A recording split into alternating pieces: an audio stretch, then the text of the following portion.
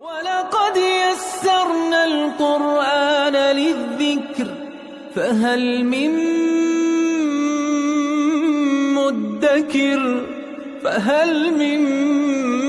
مُّدَّكِرٍ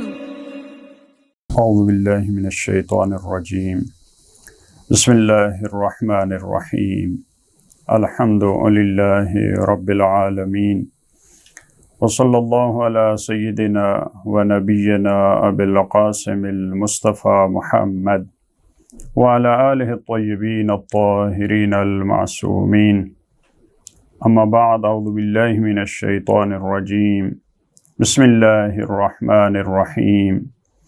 قُلْنَا اهْبِطُوا مِنْهَا جَمِيعًا فَإِمَّا يَأْتِيَنَّكُم مِّنِّي هُدًى فَمَن تَبِعَ هُدَايَ فَلَا خَوْفٌ عَلَيْهِمْ وَلَا هُمْ يَحْزَنُونَ صدق اللہ العلی العظیم۔ جیسا کہ آپ کو معلوم ہے، سورہ بقرہ کی تفسیر کا سلسلہ آیت نمبر 38 پہ پہنچا۔ آیت نمبر 30 سے لے کر 39 تک پروردگار عالم نے سورہ بقرہ میں حضرت آدم کا قصہ، ان کی زمین میں خلافت کا تذکرہ، ان کا مسجود ملائکہ ہونا کا تذکرہ، پھر ایک تمثیلی واقعہ کے بیان میں انسانیت اور بشریت کو سمجھانے کے لیے ان کا جنت میں قیام، وہاں پہ ان کو امر و نہی کرنا، ان چیزوں کی آپ کو اجازت ہے، ان چیزوں سے آپ کو روکا گیا۔ پھر ابلیس کا ان کو گمراہ کرنا، ابلیس کی کوشش کہ ان کو لغزش میں ڈال دیا، جس درخت سے پروردگار عالم نے روکا تھا، منع کیا تھا، اسی کے قریب چلے گئے۔ پھر یہ حکم آنا کہ آپ یہاں سے اتر جائیں زمین کی طرف۔ پھر حضرت آدم کا ان کلمات کا سیکھنا جس کے ذریعے ان کی توبہ قبول ہوئی۔ البتہ اس میں مفسرین کے درمیان گفتگو ہے کہ وہ کون سے کلمات تھے جن سے حضرت آدم علیہ السلام کی توبہ قبول ہوئی۔ اس میں مشہور قول وہی ہے کہ جو دعا ہے حضرت آدم علیہ السلام کی، ربنا ظلمنا انفسنا وَإِن لَّمْ تَغْفِرْ لَنَا وَتَرْحَمْنَا لَنَكُونَنَّ مِنَ الْخَاسِرِينَ، جو حضرت آدم اور حوا کی یہ معروف دعا ہے۔ بہت سارے مفسرین ان کی رائے یہی ہے کہ وہ کلمات یہی کلمات تھے جو پروردگار عالم نے ان کو تعلیم دی، انہوں نے ان کے ذریعے توبہ کی اور ان کی توبہ قبول ہوئی۔ بعض اور دعائیں بھی اس ذیل میں منقول ہیں، اور بعض مفسرین نے مکتب اہل بیت میں سے بھی اور مکتب صحابہ میں سے بھی، سیوطی نے الدر المنثور میں یہ لکھا ہے کہ وہ کلمات محمد و آل محمد کے نام تھے جن سے حضرت آدم کی توبہ قبول ہوئی۔ انہوں نے پروردگار کو حضرت محمد مصطفیٰ، حضرت علی مرتضیٰ، حضرت فاطمۃ الزہرا اور جناب حسنین کا واسطہ دیا تو ان کی توبہ قبول ہوئی۔ اور کلمات قرآن کی نگاہ میں یہ لفظ انسانوں کے لیے بھی، الہی افراد کے لیے بھی استعمال ہوا ہے، جیسے حضرت عیسیٰ کے لیے کلمہ کا لفظ استعمال ہوا ہے۔ تو کلمات فقط الفاظ نہیں ہیں، اگر الہی ہستیوں کے لیے بھی یہ لفظ استعمال ہوں تو یہ خود قرآن اس بات کی گواہی دیتا ہے کہ حضرت عیسیٰ کو اس نے کلمہ کہا ہے۔ اس آیت میں دوبارہ حضرت آدم اور حوا کو زمین کی طرف اترنے کا حکم ہوا، حالانکہ ان سے پہلی آیات میں اہبتو کا لفظ آ چکا ہے کہ آپ اتر جائیں۔ یہاں دوبارہ فرمایا قُلْنَا اهْبِطُوا مِنْهَا جَمِيعًا، ہم نے کہا کہ آپ اتر جائیے، نکل جائیے یہاں سے، زمین کی طرف چلے جائیے تمام کے تمام۔ تو دوبارہ کہنے کی کیا ضرورت تھی؟ اس کا جواب یہ ہے کہ حضرت آدم علیہ السلام اور حضرت حوا وہ یہ نہ سمجھیں کہ توبہ کے ذریعے ان کا جنت میں قیام اب پھر واپس اپنی پہلے والی حالت پہ آ چکا ہے۔ ہم سے جب خطا ہوئی تھی تو ہمیں اترنے کا حکم تھا، اب جب ہم نے توبہ کر لی ہے تو اب ہمیں یہیں پہ رہنا ہے، لہٰذا اس کو پھر ریپیٹ کیا ہے، دوبارہ سے کہا قُلْ نَهْبِطُ مِنْهَا جَمِيعًا، اب اور زیادہ تاکید کے ساتھ سارے کے سارے آپ اتر جائیں۔ حضرت آدم اور حوا تو دو افراد ہیں، لیکن یہاں جمع کا صیغہ اِہْبِطُوا مِنْهَا جَمِيعًا، کیونکہ یہاں پہ اب ابلیس بھی ہے، ابلیس کو بھی وہاں سے نکالا گیا، اسی وجہ سے اس کو رجیم کہا جاتا ہے، وہ راندہ درگاہ الہی ہے، اس کو بھی کہا کہ آپ چلے جائیں۔ اور حضرت آدم کی جو ذریت تھی ان کو بھی حکم ہے کہ پورے کے پورے جتنے انسانیت اور بشریت ہیں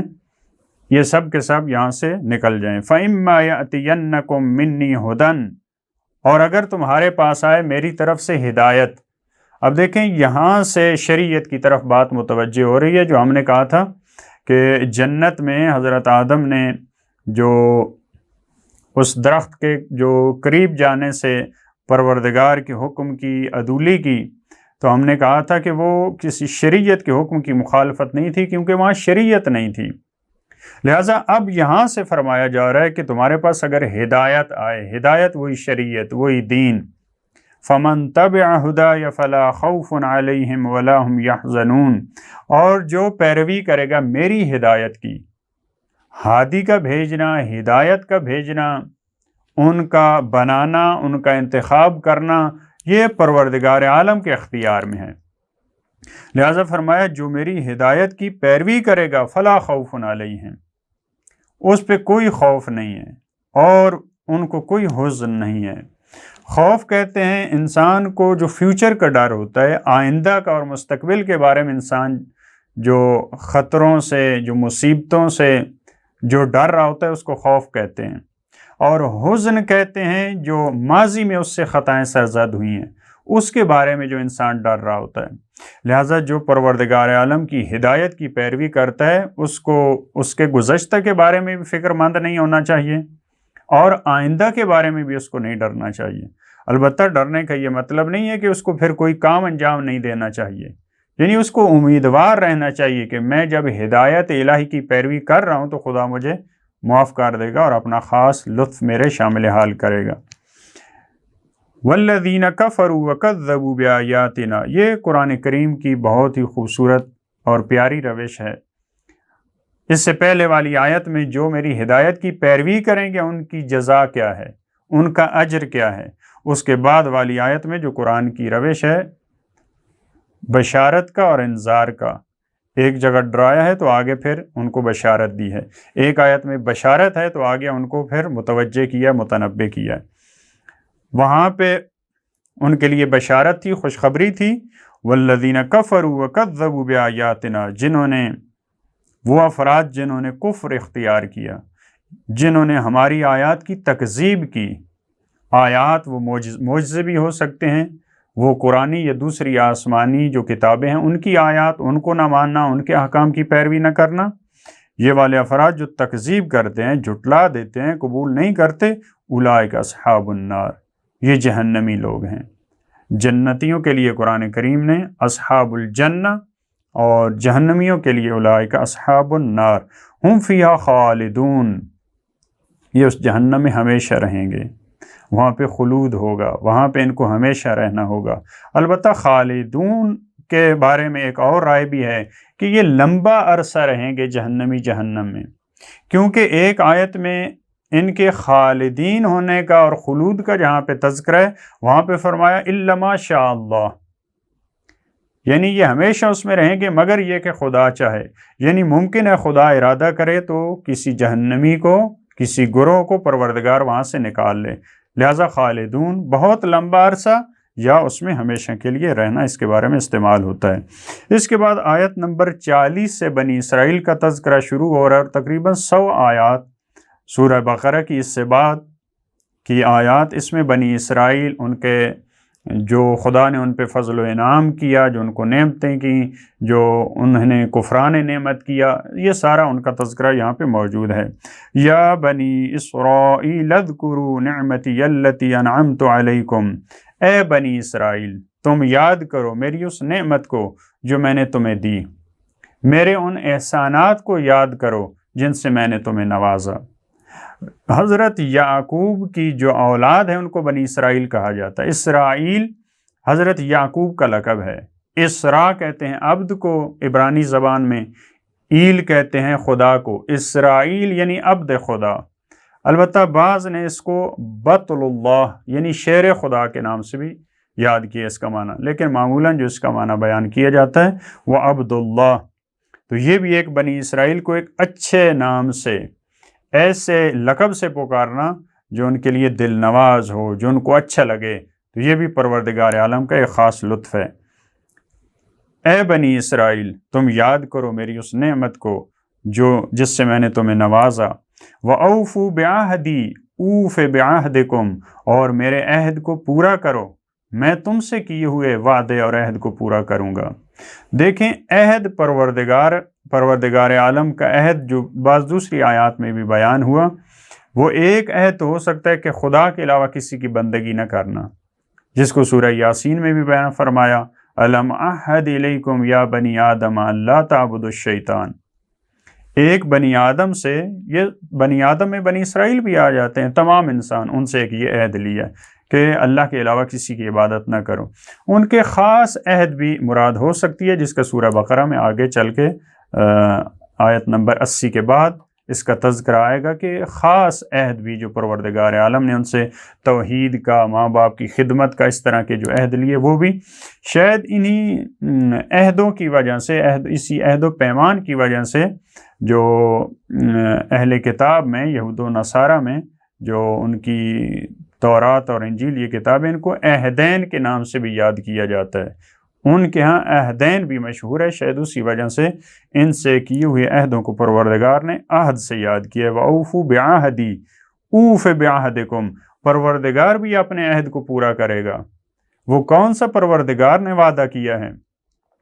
اگر تم میرے وعدے کو پورا کرتے ہو، اگر تم خدا پرست ہوتے ہو، اگر تم دین کا اتباع کرتے ہو، اگر تم رسول اللہ کا اتباع کرتے ہو، تو پھر جو میرا عہد ہے میں تمہیں جنت میں لے کے جاؤں گا، میں جتنی نعمتیں ہیں اپنی ان سے تمہیں نوازوں گا۔ پروردگار اپنے عہد پہ عمل کرتا ہے، اور بعض دوسری آیات میں کہ پروردگار اپنے وعدے کے خلاف عمل نہیں کرتا۔ وَإِيَّايَ فَارْهَبُونَ، اور مجھی سے ڈرتے رہنا۔ پروردگار کی رہبت، یہ فرحبون رہبت سے اس کے مقابلے میں رغبت کا ہے، احتیاط کرتے ہوئے بڑے محتاطانہ انداز میں پروردگار سے ڈرتے رہنا، خوف خدا کھانا، بڑے احتیاط کے ساتھ اس کی راہ پہ چلنا، اس کو رہبت کہا جاتا ہے۔ مجھ ہی سے ڈرتے رہو۔ وَآمِنُوا بِمَا أَنزَلْتُ مُصَدِّقًا لِمَا مَعَكُمْ، اور تم ایمان لاؤ اس پر جس کو میں نے نازل کیا۔ وہ کیا چیز ہے جو پروردگار نے نازل کیا جس کو؟ مُصَدِّقًا لِمَا مَعَكُمْ، وہ تصدیق کرنے والی ہے اس چیز کو جو تمہارے پاس ہے، یعنی قرآن کریم، کیونکہ قرآن کریم کا مختلف آیات میں اس کو مصدق کہا گیا ہے۔ یہ قرآن پہلے والی کتابوں کی تصدیق کرنے والا ہے، ان کی بات کی تصدیق کر رہا ہے۔ کیسے تصدیق کر رہا ہے؟ ان کتابوں میں قرآن کریم کا تذکرہ ہے، ان کتابوں میں اللہ کے رسول کا تذکرہ ہے، ان کتابوں میں رسول اللہ کی آل کا تذکرہ ہے، ان کتابوں میں بعض مقامات پہ رسول اللہ کے اصحاب اخیار کا تذکرہ ہے۔ لہٰذا یہ قرآن نے آ کر تصدیق کی ہے، لہٰذا مختلف مقامات پہ قرآن کریم نے کہا یہ وہی بات ہے جس کو ہم نے تورات میں بیان کیا، یہ وہی بات ہے جو زبور میں ہے، یہ وہی بات ہے جو صحف ابراہیم میں ہے، لہٰذا قرآن کریم مصدق ہے ان کے لیے۔ وَلَا تَكُونُوا أَوَّلَ كَافِرٍ بِهِ، اور اے اہل کتاب، اے یہود، تم اس کے پہلے کا کفر اختیار کرنے والے نہ بنو۔ دیکھو اگر مشرکین انکار کرتے ہیں قرآن کا، اگر جو کافر ہیں وہ انکار کرتے ہیں تو کوئی نئی بات نہیں ہے، لیکن تم آسمانی کتابوں پر ایمان لانے والے ہو، اگر تم اس کا کفر اختیار کرو تو یہ تم پہلے کافر۔ دیکھیں نیکی میں پہلا ہونا چاہیے انسان کو، برائی میں انسان کو پہلا نہیں ہونا چاہیے۔ وَلَا تَشْتَرُوا بِآيَاتِي ثَمَنًا قَلِيلًا، اور میری آیات کو نہ بیچو ثمنًا قلیلا، تھوڑی سی قیمت کے بدلے، کیونکہ تم اللہ کی آیات کو بیچ رہے ہو، تم تھوڑی سی قیمت کے بدلے، پیسوں کے بدلے، کسی دعوت کے بدلے، اپنی دنیا چلانے کے لیے تم کہتے ہو کہ یہ رسول اللہ ٹھیک نہیں ہے، یہ قرآن ٹھیک نہیں ہے، ہماری آسمانی کتابوں میں پہلی والوں میں ان کا کوئی تذکرہ نہیں ہے، جو بعض مقامات میں آگے چل کے اس کی پوری تفصیل بھی آئے گی۔ دیکھیں یہاں پہ ایک اور نقطہ بہت اہم ہے، وَلَا تَشْتَرُوا بِآيَاتِي ثَمَنًا قَلِيلًا، تو اب اس کا یہ مطلب نہیں ہے کہ انسان اللہ کی آیات کو بھاری قیمت پہ بیچ سکتا ہے۔ ثمنًا قلیلا جو کہا تھوڑی قیمت، اللہ کی آیات کو بیچنے کے عوض جتنی قیمت انسان لے لے وہ ثمن قلیل ہے، وہ تھوڑی قیمت ہے۔ انسان اللہ کی آیات اور دین کو بیچنے کے عوض اگر لاکھوں اور کروڑوں روپے لے لیتا ہے تو وہ ثمن قلیل ہے قرآن کی نگاہ میں۔ وَإِيَّايَ فَاتَّقُونِ، اور میری نافرمانی سے بچتے رہو، مجھ ہی سے ڈرتے رہو۔ یہاں پہ دیکھیں ان آیات کا ہمارے لیے پیغام کیا ہے کہ ہمیں دین کی قدر شناسی کرنی چاہیے۔ اگر خدا ہمیں کوئی فضیلت دیتا ہے تو ہمیں اسے سنبھالنا چاہیے، کیونکہ بہت ساری اقوام، بہت سارے ایسے افراد ہیں جو فضائل ملنے کے بعد، جو پروردگار کے احسانات ملنے کے بعد کفران نعمت کرتے ہیں اور پروردگار ان سے ان نعمتوں کو چھین لیتا ہے۔ اسی طرح ہمیں کسی قیمت پہ بھی، چاہے ہماری جان چلی جائے، چاہے ہمارا مال چلا جائے، اور ہمیں جتنی بھی قیمت ملے، ہمیں اللہ کی آیات کو نہیں بیچنا چاہیے۔ اللہم صل علی محمد و آل محمد۔